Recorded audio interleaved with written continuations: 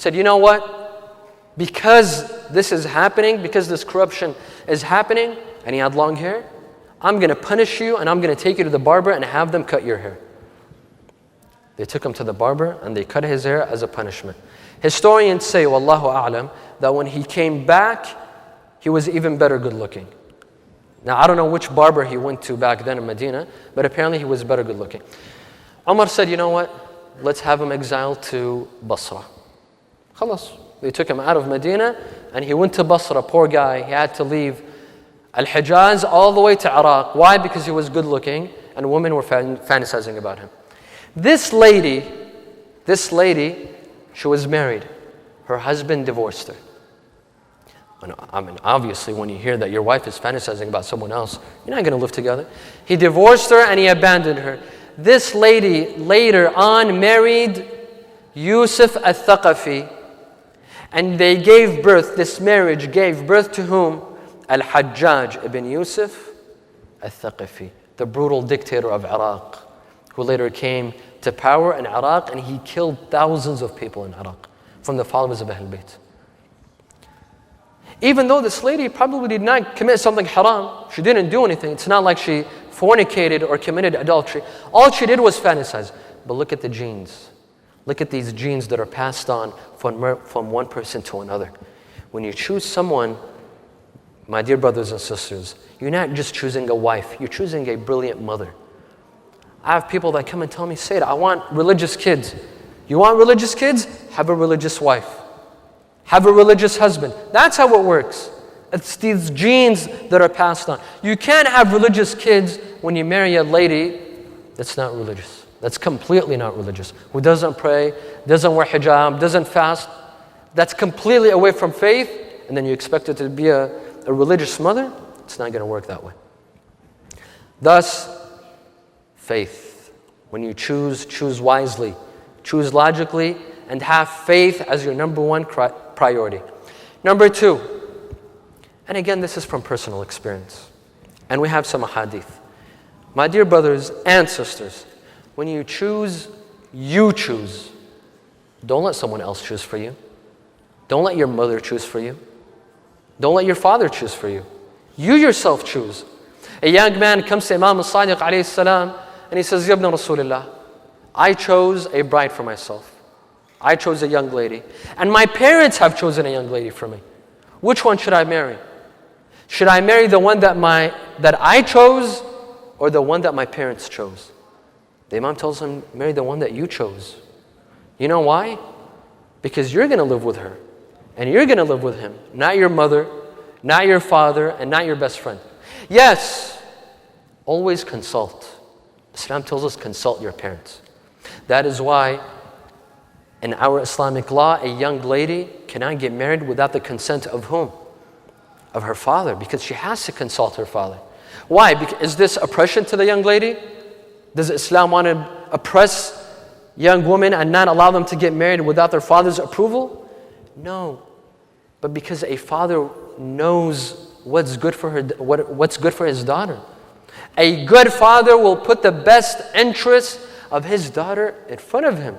A good father will never abuse his daughter. That is why Islam says that if you want to marry a young lady, you have to have her father's consent and approval, because he cares.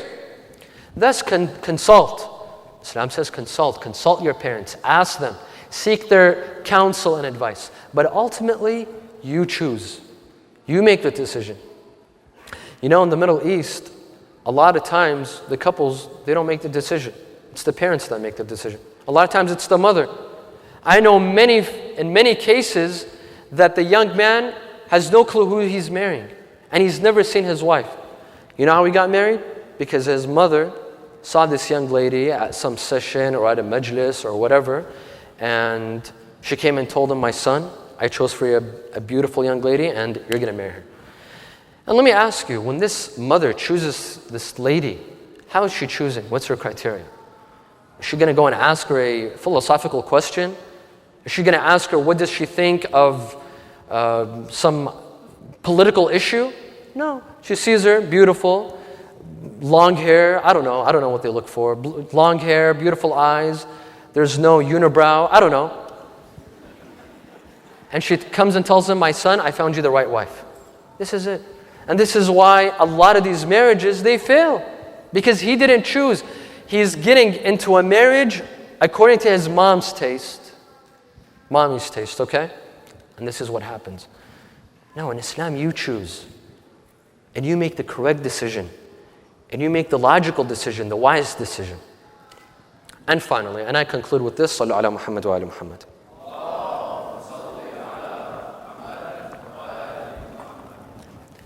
This is from my personal experience, from my personal experience of what I see from various communities, whether it's in this community or other communities. I say to the brothers and to the sisters that marry from your own communities. Marry from your own community. What do I mean by this? Marry from your own cities, hometowns, from your own race and nationality? No, because I talked about that. The race and nationality, the language, that's not important. What I mean is from your own community, meaning don't import spouses. You know, there's like a custom now, it's been a while, that we import spouses.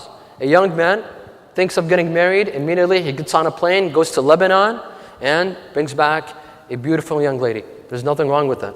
This is not haram. However, my personal advice, marry from your own communities. Why?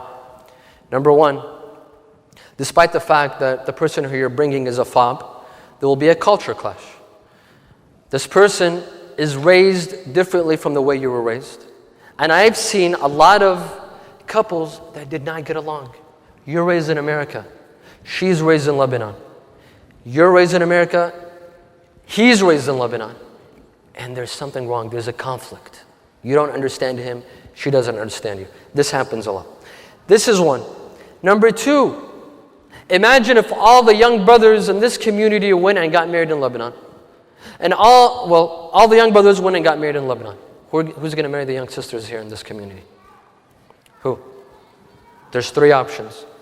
Either they never get married, they remain celibate, or they're forced to marry out of the school of thought, someone from a different school of thought, or the worst option, God forbid, they marry someone out of the religion, someone who's not Muslim.